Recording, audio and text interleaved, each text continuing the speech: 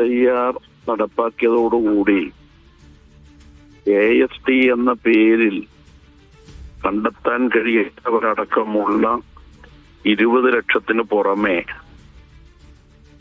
20 ലക്ഷത്തോളം പേർ കരട് പട്ടികയിൽ സ്ഥാനം പിടിച്ചവരും പുറത്തു പോകാനായി ഇരിക്കേണ്ടവരാണ് എന്ന തോന്നൽ സൃഷ്ടിച്ച സന്ദർഭത്തിൽ തന്നെ ഒരു കാര്യം ചീഫ് ഇലക്ടറൽ ഓഫീസർ വിളിച്ചു ചേർത്ത യോഗത്തിൽ ഞങ്ങൾ ചൂണ്ടിക്കാട്ടിച്ചിരുന്നു.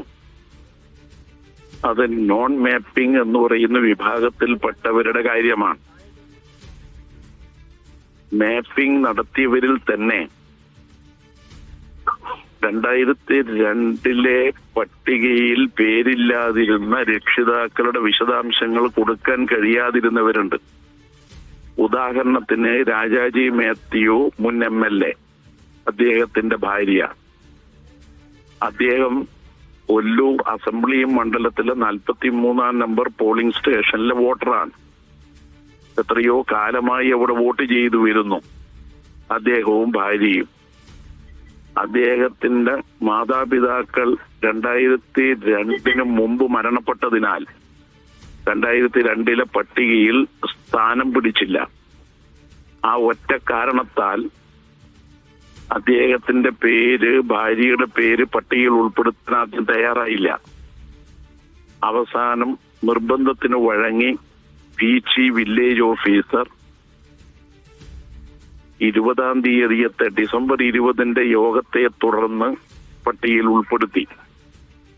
അത്തരത്തിൽ പെടുന്ന 2002 വോട്ടർ പട്ടിക പ്രകാരമുള്ള മാതാപിതാക്കളുടെ ബന്ധുത്വം വ്യക്തമാക്കിക്കൊണ്ടുള്ള വിശദാംശങ്ങൾ രേഖപ്പെടുത്താത്ത 19.32 ലക്ഷം പേരാണ് കരട് പട്ടികയിൽ സ്ഥാനം പിടിച്ചത്. 2.78 കോടി വോട്ടർമാരിൽ നേരത്തെ തന്നെ 24 ലക്ഷത്തോളം വരുന്ന ആളുകളെ പുറത്താക്കി കഴിഞ്ഞു. അങ്ങനെയാണ് 2.53 കോടി വോട്ടർമാരുള്ള കരട് പട്ടിക പ്രസിദ്ധീകരിച്ചത്. ആ കരട് പട്ടികയിൽപ്പെട്ട 20 ലക്ഷത്തോളം പേരെയാണ് വീണ്ടും അന്തിമ പട്ടിക ഫെബ്രുവരി 21 വരുമ്പോഴേക്ക് പുറത്താക്കാനായി കാത്തിരിക്കുന്നത്. ചുരുക്കത്തിൽ 50 ലക്ഷത്തോളം പേരെ വോട്ടർ പട്ടികയിൽ നിന്ന് പുറത്താക്കുന്നതാണ് SIR. ഇത് ഞങ്ങൾ അന്നു മുതലേ പറയുന്നതാണ്. കഴിഞ്ഞ ഡിസംബർ 20 യോഗത്തിൽ കണ്ടെത്താൻ കഴിയാത്തവരെന്ന് പറയുന്ന ചിലരുടെ കാര്യം വസ്തുതകൾ സഹിതം, രേഖകൾ സഹിതം കരിവള്ളൂർ പോസ്റ്റ് ഓഫീസിൽ ജോലി ചെയ്യുന്ന ഒരു ജീവനക്കാരി രാവിലെ ജോലിക്ക് പോകുന്നു, വൈകുന്നേരം വീട്ടിലെത്തുന്നു. ഇപ്പോൾ പോസ്റ്റ് ഓഫീസിൽ പോയാൽ കണ്ടെത്താൻ കഴിയാത്ത വോട്ടറെ കണ്ടെത്താൻ കഴിയും എന്നിത്യാദി ഉദാഹരണ സഹിതം പറഞ്ഞിട്ടും തെറ്റ് തിരുത്താൻ ഇലക്ഷൻ കമ്മീഷൻ തയ്യാറായിട്ടില്ല.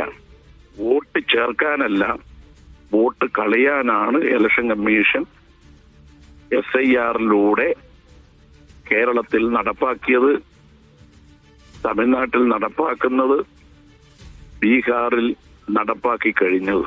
ശ്രീ MV ജയരാജൻ, ഇത് കാര്യക്ഷമമല്ല, ഈ SIR നടപടികൾ കാര്യക്ഷമമല്ല എന്നുള്ള ആക്ഷേപമാണല്ലോ രാഷ്ട്രീയ പാർട്ടികൾ ഉന്നയിക്കുന്നത്. BLOമാർ 3 തവണ വീടുകളിൽ എത്തണമെന്ന് നിർദ്ദേശമുണ്ടായിരുന്നു. പക്ഷേ 3 തവണ പലയിടത്തും എത്തിയിട്ടില്ല. അതോടൊപ്പം തന്നെ 2002 പട്ടികയുമായി താരതമ്യം ചെയ്യാൻ അതിൽ ഇടമുണ്ടായിരുന്നോ, ബന്ധുക്കൾ ആരെങ്കിലും ഉണ്ടോ എന്ന് കണ്ടെത്താനുള്ള സഹായം BLOമാരുടെ ഭാഗത്തുനിന്ന് ഉണ്ടായിട്ടില്ല. പിന്നെ ഫോം ഡിജിറ്റൈസേഷൻ ആരംഭിച്ചതിനു ശേഷം എന്യൂമറേഷൻ ഫോമുകൾ നേരിട്ട് വാങ്ങിയില്ല തുടങ്ങിയ പരാതികളൊക്കെ ഒരു ഭാഗത്തുണ്ട്. അതെല്ലാം ഉന്നയിച്ചിട്ടും എന്താണ് ചീഫ് ഇലക്ടറൽ ഓഫീസർ മറുപടി പറയുന്നത്? BLOമാരെ കടുത്ത സമ്മർദ്ദത്തിലാക്കി. AEROമാരും സൂപ്പർവൈസർമാരും BLOമാരെ ദൈനംദിനം വിളിക്കാൻ തുടങ്ങി. നിങ്ങൾ 2002 വോട്ടർ പട്ടികയിലുള്ള ബന്ധുക്കളുടെ വിശദാംശങ്ങൾ ഉണ്ടായാലും ഇല്ലെങ്കിലും ഉടൻ തന്നെ ഡിജിറ്റലൈസ് ചെയ്യൂ എന്ന് നിർദ്ദേശം നൽകി. അങ്ങനെ ഡിജിറ്റലൈസ് ചെയ്തതാണ് ഇപ്പോൾ പ്രസിദ്ധീകരിച്ച കരട് പട്ടിക. BLOമാർ ഈ കടുത്ത സമ്മർദ്ദം താങ്ങാൻ കഴിയാത്ത ചിലർ ആത്മഹത്യ ചെയ്തു, ചിലർ കുഴഞ്ഞു വീണു. ഇങ്ങനെയെല്ലാമാണ് ഉണ്ടായത്. BLOമാരെ മാത്രം കുറ്റപ്പെടുത്താൻ കഴിയുന്ന ഒന്നല്ലാതെ ഇലക്ഷൻ കമ്മീഷന്റെ മാർഗരേഖയാണ് മാറ്റേണ്ടത്. മരിച്ചവരുടെ എണ്ണം വന്നത് 6.49 ലക്ഷമാണ് ഏറ്റവും ഒടുവിൽ പറഞ്ഞത്. അതിനും ഒരു 9 ദിവസം മുമ്പ് സിഇഒ രാഷ്ട്രീയ പാർട്ടി പ്രതിനിധികൾക്ക് നൽകിയ കുറിപ്പിൽ വ്യക്തമാക്കിയത് 6.11 ലക്ഷമാണ്. മരിച്ചവരുടെ എണ്ണം ആഴ്ചകൾ കൂടുന്തോറും വർദ്ധിക്കുന്നു. 2025 ജനുവരിയിൽ സിഇഒ തന്നെ ഔദ്യോഗികമായി പുറത്തിറക്കിയ പത്രക്കുറിപ്പിൽ പറയുന്നു, അതുവരെ മരണപ്പെട്ടവരടക്കമുള്ളവരെ ഒഴിവാക്കിക്കൊണ്ടാണ് ജനുവരിയിൽ 2025 പട്ടിക തയ്യാറാക്കിയത്. ആ പട്ടികയാണ് 2025 ഒക്ടോബറിൽ പ്രസിദ്ധീകരിച്ചത്. അപ്പൊ ചുരുക്കത്തിൽ ഇലക്ഷൻ കമ്മീഷൻ കൈക്കൊണ്ട മാർഗരേഖയാണ് പ്രശ്നം. അതോടൊപ്പം തന്നെ ഇപ്പൊ ഞാൻ ചോദിക്കട്ടെ, ഇപ്പൊ ഈ 19 ലക്ഷത്തിലധികം പേർ, 20 ലക്ഷത്തോളം ആളുകൾ രേഖകൾ ഇനി ഹാജരാക്കിയേ പറ്റൂ. അപ്പോൾ സ്വാഭാവികമായും അവർക്ക് അതിനുള്ള സാവകാശം കിട്ടുകയും വേണം. രണ്ടാമത്തെ കാര്യം, ഈ പുറത്തായ 24 ലക്ഷം പേർ, അതിൽ 6.49 ലക്ഷം ആളുകൾ മരിച്ചവരാണ്. ബാക്കിയുള്ളവരുടെ കാര്യം, അതായത് അവർ ആരെയും ട്രേസ് ചെയ്യാൻ ഇവർക്ക് പറ്റിയിട്ടില്ല. ഇന്ന വോട്ട് എവിടെയുണ്ട്, ഈ എന്യൂമറേഷൻ ഫോമിന്റെ ഉടമ ആരാണ് എന്ന് ട്രേസ് ചെയ്യാൻ പറ്റിയിട്ടില്ല എന്നാണ്. ഈ രണ്ട് കാര്യങ്ങളിൽ, ഈ പറയുന്ന ഈ ട്രേസ് ചെയ്യാൻ പറ്റാത്ത ആളുകളുടെ കാര്യത്തിലും അതോടൊപ്പം തന്നെ ഇനി രേഖകൾ സമർപ്പിക്കേണ്ട ആളുകളുടെ കാര്യത്തിലും ഉത്തരവാദിത്തപ്പെട്ട രാഷ്ട്രീയ പാർട്ടികൾ ശക്തമായ നടപടികൾ സ്വീകരിച്ചാൽ അവരെ കണ്ടെത്തുന്നതിനും അവരുടെ രേഖകൾ ഹാജരാക്കുന്നതിനുള്ള സഹായത്തിനും മുന്നിട്ടിറങ്ങിക്കഴിഞ്ഞാൽ ഒരുപക്ഷെ ഈ വോട്ടർമാരെ ഒഴിവാക്കപ്പെടുന്നത് ഇല്ലാതാക്കാൻ കഴിയും. അത്തരത്തിലുള്ള നടപടികളിലേക്ക് CPM അടക്കമുള്ളവർ ഇറങ്ങുമോ? അതാണിപ്പോ ചെയ്തു വരുന്നത്.